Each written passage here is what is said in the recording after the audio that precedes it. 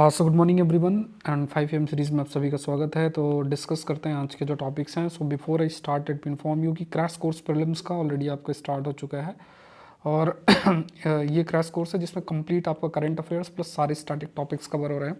कल मैंने रिवर्स के जो लेक्चर हैं वो अपलोड कर दिए हैं, ये आप देख सकते हो। ये सारी रिवर्स मैंने आपको एक्सप्लेन की हैं और ये पूरे नोट्स जो हैं वो आपको प्रिपेयर कराए जा रहे हैं। ऐसे ही फिर ओल्ड NCERT से हम लोग स्टार्ट करेंगे। सो 50% ऑफ है UPSC 25। ये आप कोड यूज़ करो विदाउट एनी स्पेस, ये नंबर है, इस पर मैसेज कर सकता है। या फिर सौरभ पांडे CSE ऐप आप डाउनलोड कर सकते हैं, उसमें आपको मिल जाएगा। बाकी कोई क्वेरी तो इस नंबर पर आप मैसेज कर सकते हैं। स्टार्ट करते हैं।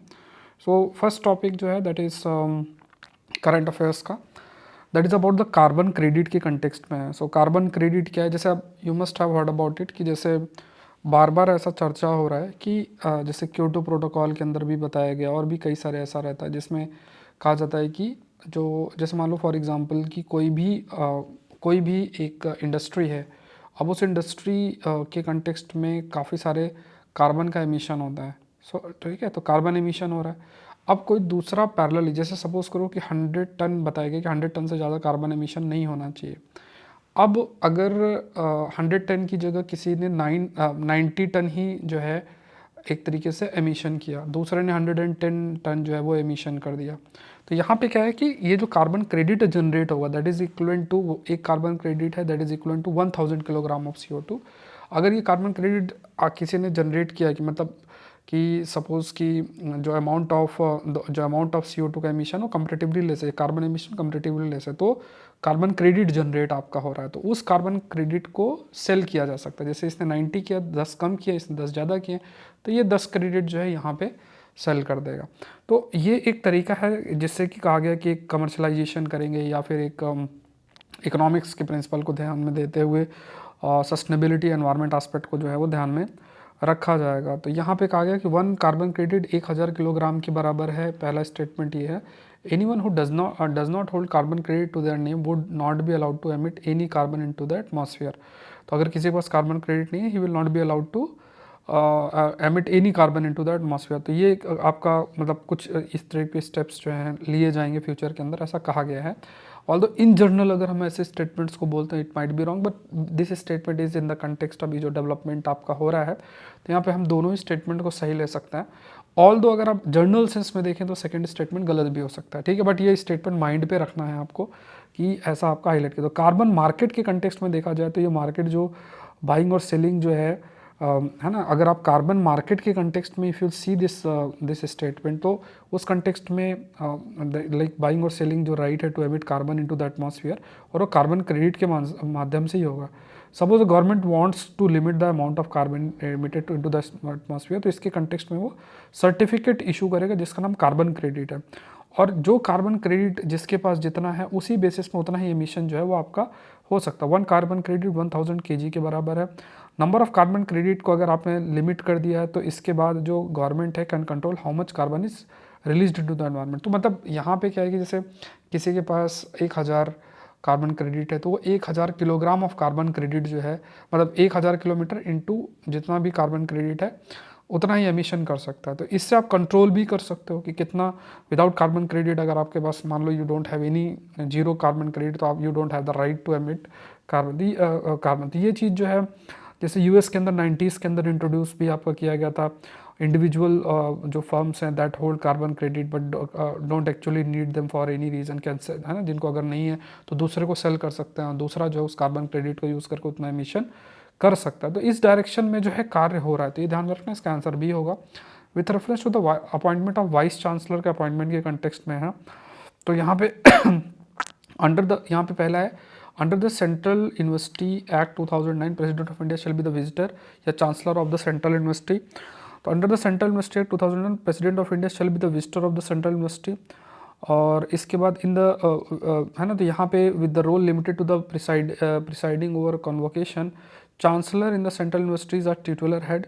मतलब एक मतलब ट्यूटुलर मतलब एक देखने के लिए ही ये सिर्फ है, असल में जो सारी चीज़ें हैं वो एक प्रकार से वाइस चांसलर के द्वारा ही किया जाता है। वाइस चांसलर जो है अपॉइंट किया जाता है by the visitor from the panel of the name, जो कि जो पिक किया जाता है रिसर्च और selection committee form by the union government. State universities के अंदर बात किया जाए तो यहाँ पे चीफ मिनिस्टर नहीं है, ये बेसिकली गवर्नर है, ये एक्स ऑफिशियो चांसलर होता है यूनिवर्सिटीज़ के। तो तीसरा स्टेटमेंट गलत आपका हो गया। According to University Grant Commission regulation 2018 की अगर हम बात करें तो जो वीसी है यूनिवर्सिटी के इन जनरल अपॉइंट किए जाते हैं by visitor chancellor from a panel of 3 to 5 names जो रिकमेंड किए जाते हैं बाय सिलेक्शन कमेटी। तो ये ध्यान में रखना है। तो ये सारा कंटेंट अगर आपको डायरेक्ट रीड करना है विद पीडीएफ तो वो आपको मैं जो प्रीलिम्स टेस्ट सीरीज़ है उसमें शेयर होता है सौरभ पांडे सीएसई ऐप के अंदर। तो डायरेक्ट पूरा कंटेंट आप चाहो तो उससे रीड कर सकते हो if you want the PDF and all. तो यहाँ पे देखो, यहाँ पे इसमें आपसे पूछा है कि कितने इनकरेक्ट है, तो थर्ड इनकरेक्ट है, बाकी दोनों सही है। तो आंसर इसका डी हो जाएगा। नेक्स्ट देखते हैं, that is human rated launch vehicle HLV-M3 की बात इसमें की गई है। तो यहाँ पे which of the above statement is correct. ISRO ने मतलब अभी हाल में ही अनाउंस किया है started assembling the human rated launch vehicle mark 3 for the Gaganyaan first uncrewed flight. तो गगनयान के लिए ये जो लॉन्च व्हीकल का मतलब होता है इसके माध्यम से किसी भी सैटेलाइट और उसको लॉन्च जो है किया जाएगा। अब जो भी एक्सपीरियंस हम लोग गगनयान प्रोग्राम से लॉन्च करेंगे, जैसा भी हमने कुछ समय पहले एक और जो है मिशन को डिस्कस भी किया था डॉकिंग के कंटेक्स्ट में। अब इसको जो गगनयान से हमारा एक्सपीरियंस गेन होगा उससे वी विल ट्राई टू भारतीय अंतरिक्ष स्टेशन बनाने का हम कोशिश करेंगे। तो उस डायरेक्शन में काम हो रहा है। तो HLV-M3 की अगर बात करें तो इसमें जो है ये जो आपका है ह्यूमन रेटेड जिसे हम कह रहे हैं HLV-M3। तो इसमें एक पॉइंट आपको ये देखना है कि इसमें 3 स्टेज व्हीकल है, 3 स्टेज है ये। अच्छा, स्टेज का क्या मतलब होता है, जैसे क्या होता है कि फ्यूल की अपनी एक कैपेसिटी होती है ना। तो एक डिस्टेंस तक लेकर गया, फिर एक अलग हो जाएगा, फिर दूसरा लेकर जाएगा, फिर एक अलग हो जाएगा। जैसे मैराथन रेस होती है ना, सॉरी वो जो रिले रेस होती है ना, तो बैटन लेके कोई भागता, फिर एक को दिया, फिर दूसरा भागा, फिर एक को दिया। तो ऐसे 3 स्टेज इसमें होता है कि एक डिस्टेंस तक गया, फिर वो हट जाएगा, फिर दूसरा ऑन हो जाएगा, वो एक डिस्टेंस तक लेकर जाएगा। ऐसे ये 3 स्टेज है। और इस 3 स्टेज में जो फ्यूल है सॉलिड फॉर्म में है, लिक्विड फॉर्म में है और फ्रीज्ड फॉर्म में है, दैट इज़ क्रायोजेनिक फॉर्म में है। और ये जो पेलोड है लगभग 10 टन का लेकर जा सकता है लोअर अर्थ ऑर्बिट, जो कि लगभग 300-400 किलोमीटर अर्थ सरफेस से है। व्हीकल लगभग 53 मीटर टॉल हो गया, वेट 640 टन होगा। और ये आपका इसको तैयार भी किया जाता है कि लोगों को भी ले जा सके, क्रू मॉड्यूल्स को भी ले जा सके, इसके लिए भी तैयार किया जा रहा है। ऑपरेशनल जो है until atmosphere flight separation how है ना। तो ये चीज़ याद रखना है कि इसकी लाइक सेफ्टी एस्पेक्ट पे, ह्यूमन सेफ्टी एस्पेक्ट पे भी काम आपका किया जा रहा है। जो क्रू स्केप सिस्टम पे भी आपका काम किया जा रहा है, पे लोड और उस समय भी कैसे ढंग से रहे तो उसको भी डिज़ाइन किया जा रहा है। सो यहाँ पे जो क्रू मॉड्यूल है, मतलब जैसे PSLV और GSLV में जो इंसान को ले जाने की कैपेबिलिटी हमने डेवलप हमने किया, करने का प्रयास किया। बट यहाँ पे देखो इंसान को भी कैसे लेकर जाया जाए ना, जैसे इसमें स्पेसिफिकली आपका क्रू स्केप सिस्टम भी है, ह्यूमन रेटेड, मतलब यहाँ पे लाइक ह्यूमन सेफ्टी को भी ध्यान में रखते हुए उसको कैसे एनहांस किया। तो PSLV GSLV के इंसान को ले जाने का ऐसा कैपेबिलिटी, यहाँ पे इसको स्पेसिफिकली फोकस किया जा रहा है कि वी कैन, मतलब जो क्रू मेंबर्स हैं ह्यूमंस को भी लेकर जाया जा सके। तो यहाँ पे optimised for carrying crew modules with life support system unlike PSLV GSLV की बात किया जाए। फिर it's a 3 stage design with solid liquid solid, तो ये गलत है, क्रायोजेनिक है, सेकंड गलत है, फर्स्ट आंसर इसका ए हो जाएगा। चलो नेक्स्ट देखते हैं heritage list of danger. Next देखते हैं लेक तुर्काना आपका न्यूज़ में है और world heritage list of danger since 2018 due to heavier rain over Lake Turkana river inflow induced by climate change which would raise water level in the lake itself and increase likelihood of severe flooding। ये आपका हो जाएगा। तो ये जो lake है lake तुर्काना जो है वो कहाँ आपका लोकेटेड है, ये आपका प्रश्न है। सो लेक तुर्काना आपका केन्या के अंदर लोकेटेड, एक बार आप चेक करना। तो फास्टेस्ट ग्रोइंग थ्रेट है क्योंकि क्लाइमेट चेंज फेस हो रहा है और इसमें मतलब प्रयास भी किया जा रहा है कई सारे। तो यहाँ पे जैसे लेक तुर्काना जो नेशनल पार्क की बात अगर किया जाए तो ये सीबी लोई नेशनल पार्क का हिस्सा है, सीबी लोई नेशनल पार्क, सीबी लोई, ठीक है। और south island and central island national park located कहाँ है, केन्या में है। World heritage list of danger में है 2018 में। 2021 की रिपोर्ट के अकॉर्डिंग कहा गया कि इसमें जो क्लाइमेट चेंज है इसकी वजह से हैवियर रेन होगा ओवर लेक तुर्काना, जिसकी वजह से रिवर इनफ्लो इंक्रीज हो सकता है और वाटर लेवल बढ़ के फ्लडिंग का इशू आ सकता है। तो ये ध्यान में रखना केन्या में लोकेटेड है। विथ रेफरेंस टू द रॉकटेवियन आप सेशन को लाइक जरूर से करें, ठीक है। ऐसे टॉपिक में सुनने में बोरिंग लग सकता है, बट ठीक है, ऐसे कंटेंट आप गो थ्रू हो गए, आपका माइंड थोड़ा सा यूपीएससी के प्रति तैयार होगा। स्ट्रेटजी और इस सब के वीडियोस तो आपने बहुत देखे भी होंगे। With reference to the Roctavian consider the following statement, तो ये क्या है यहाँ पे, it's an adeno associated virus vector based gene therapy for treating adults with severe haemophilia A. तो एडिनो एसोसिएटेड वायरस है ना, एडिनो एसोसिएटेड वायरस की अगर बात करें, based gene therapy for treating adults with a severe haemophilia A. The gene carrying blood clotting factor is expressed in the kidney to increase blood level and reduce the risk of, ठीक है, reduce the risk of uncontrolled bleeding.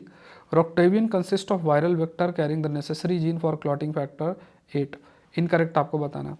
तो देखो यहाँ पे क्या है कि कई सारे अप्रोच जो है, जैसे हीमोफीलिया में क्या होता है, ब्लड क्लॉटिंग आपकी नहीं होती है। अब इसमें ये रहता है कि जो जैसे जो एक्स क्रोमोज़ोम होता है, उस एक्स क्रोमोज़ोम के अंदर एक डिफेक्टिव जीन होती है। डिफेक्टिव जीन उसकी वजह से नहीं है, जो क्लॉटिंग फैक्टर आई थिंक 8 है उसका भी प्रेजेंस नहीं होता है। सो इस पर काफ़ी सारे ट्रीटमेंट चल रहे हैं कि ये जो जीन डिफेक्टिव जीन उसको कैसे सही कर सकते हैं जीन थेरेपी के माध्यम से। सो रॉकटेवियन क्या है, ये adeno associated virus vector based gene therapy है। एडिनो मतलब एडिनो वायरस के माध्यम से, एडिनो वायरस क्या है, वेक्टर, वेक्टर शब्द का मतलब होता है जैसे किसी भी, है ना, एक चीज़ आपको ध्यान में रखनी है, जैसे एडिनो वायरस है तो एडिनो वायरस एक वेक्टर के रूप में काम करेगा। वेक्टर का मतलब वो उसके माध्यम से हम कोई भी जेनेटिक मटेरियल हम इंसर्ट कर सकते हैं इंसान के अंदर, तो उस वायरस में सर्टेन चेंज करके। तो ये हीमोफीलिया ए को ट्रीट करने के लिए इसका इस्तेमाल भी किया जा रहा है। उसके बाद रॉकटेवियन में वायरल वेक्टर है प्लस उसमें जो जीन की ज़रूरत है, जैसे जो जीन है उसका नाम फैक्टर 8 है, तो वो कैरी करता है। और क्योंकि जिसके हीमोफीलिया है तो उसमें जो डिफेक्टिव जीन है उसको कैसे हटा के और फैक्टर 8 प्रोडक्शन जीन को हम इंट्रोड्यूस कर सकते हैं। तो ये कुछ पेशेंट में बहुत पॉजिटिव रिजल्ट भी जो है वो आपका दिया है। सो एक तो ये देखना है कि इनकरेक्ट आपसे पूछा है, तो यहाँ पे स्टेटमेंट 2 जो है so the gene carrying blood clotting factor is expressed in the kidney, तो ये तो गलत ही है, तो it's not expressed in the kidney. तो जीन एक लीवर में एक्सप्रेस्ड होता है, that is in liver not in kidney, ठीक है, ये फैक्ट याद रखना है। तो ये पहला, तीसरा सही है, सेकंड गलत है। कितने गलत है, तो यहाँ पे सी होगा, only 1। Yellow rust disease affect this crop, consider the following statement, तो यहाँ पे वीट क्रॉप के कंटेक्स्ट में, तो इसमें कहा गया कि येलो रस्ट डिजीज़ जो है क्रॉप्स को अफेक्ट करता है। ऑप्टिमम टाइम सोविंग के लिए है डेली लगभग 23 डिग्री ±3 डिग्री। प्रिडोमिनेटली जो है सेंट्रल और पेंसुलर पार्ट ऑफ इंडिया में ग्रो होता है। It is consumed by almost 65% of the population in India. तो ये थोड़ा सा फैक्चुअल एस्पेक्ट है, आपको ध्यान में रखना है कि ऑल 4 इसमें क्लियर है। तो इसमें कहा गया कि जो हेडलाइन इन्फ्लेशन, मतलब देखो फूड जो है वो हेडलाइन इन्फ्लेशन का ही पार्ट है। सो वीट जो है इंडिया का सेकंड मोस्ट इंपॉर्टेंट फूड है राइस के बाद, और लगभग 65% पॉपुलेशन कंज्यूम करती है। और प्राइमरी सेंट्रल पेनिनसुलर इंडिया के अंदर आपको ग्रो होती है और पर्टिकुलर रेंज ऑफ टेम्परेचर में ग्रो होता है। येलो रस्ट जो डिजीज़ है, ये एक जो येलो स्ट्रीक ऑफ पाउडर और dust to form on wheat leaves and leaf, तो ये एक बार चेक करना कि एक बार ये मैं आपको होमवर्क दे रहा हूँ कि ये किसकी वजह से कॉज होता है, whether it's caused by fungi और it is caused by bacteria, ये एक बार आप चेक करो, ठीक है। तो इसमें येलो रस्ट मतलब ऐसा धूल टाइप ऐसा पूरा पेड़ पे हो जाता है, और उस कंसिडरेशन में जो ओवरऑल प्लांट का प्रोडक्शन है बहुत रिड्यूस हो जाता है। तो all 4 statements are correct. A team of wildlife conservationist tagged Ganges river dolphin for the first time, which was healthy male river dolphin from Kulsi river and released under the veterinary care. The Kulsi river mentioned is the tributary of which among the following river? Kulsi river जो mentioned है वो किस river की tributary, तो it's a tributary of Brahmaputra river. So ये जैसे Ganges rivers dolphin for the first time, जो Kulsi river है ब्रह्मपुत्र रिवर की रिवर, तो भी आपको याद रखना है, इंपॉर्टेंट है आपके लिए। और मेनली जो ministry of environment forest and climate change है, दैट इज़ वर्किंग कि कैसे हम रिवर डॉल्फिन को प्रोटेक्ट कर सकें। The term gross fixed capital formation जो है ये आपका न्यूज़ में है, तो ये क्या है? सो ये basically acquisition of produced asset including second hand asset purchases as well as production of such asset for the personal use by producer without disposal. So ठीक है, तो यहाँ पे यहाँ पे जो स्टेटमेंट है that is B is correct. So gross fixed capital formation की जब हम बात करते हैं तो it's a investment is defined as acquisition of credit, मतलब ऑलरेडी कोई एसेट है उसको एक्वायर करना, जैसे purchase of used asset as well as production of such asset. मतलब जैसे जो फिक्स्ड कैपिटल फॉर्मेशन है, कैपिटल का मतलब जब आप शब्द यूज़ करते हो इट सिंपली मीन्स कि उससे आपको रिटर्न मिल सके, ठीक है। तो जैसे मान लो कि एसेट आपने जो एसेट क्रिएट होते हैं या प्रोडक्शन उसका किया जाए या ऑलरेडी यूज्ड एसेट उसको परचेस किया जाएगा, तो वो जितना भी उसको आप पूरी इकोनॉमी के अंदर एक्यूमुलेट करोगे that will become the part of gross fixed capital formation. तो यहाँ पे आंसर जो होगा बी होगा, तो ये चीज़ ध्यान में रखनी है। ठीक है, तो यहाँ पे आपका लोहड़ी और मकर संक्रांति का ऑफर आपका आएगा 12-13 जनवरी, जिसमें सारे कोर्सेज पे 50% ऑफर आएगा, तो आप ज्वाइन कर सकते हैं। कुछ नई टेस्ट सीरीज़ भी मैं लेकर आ रहा हूँ जिसमें full length test and all होगा। उसके अलावा यहाँ पे ये जो कोर्स है, ये जो कंप्लीट क्रैश कोर्स है, इसको मिस नहीं करना, इसमें 50% ऑफ है। यूज़ कोड UPSC25, ठीक है, इसमें आपका ऑफर चल रहा है, तो UPSC25 कोड यूज़ करके ज्वाइन कर सकते हैं। अल्टीमेट कोर्स है, जैसा मैंने आपको बताया कि जैसे अभी मैपिंग पे आई एम फोकसिंग ऑन, तो ये सब मैपिंग वैपिंग आपका अभी चल रहा है, इसके बाद ओल्ड NCERT चलेगी। तो आप लोग ज़रूर से ज़रूर इस कोर्स को मिस मत करना, इस एग्ज़ाम के कंटेक्स्ट में बहुत इंपॉर्टेंट, और सब जितनी भी चीज़ें पढ़नी है सब कुछ इसके अंदर कवर्ड है। मिलता है नेक्स्ट सेशन में, आज के लिए इतना ही। Thank you everyone, thank you.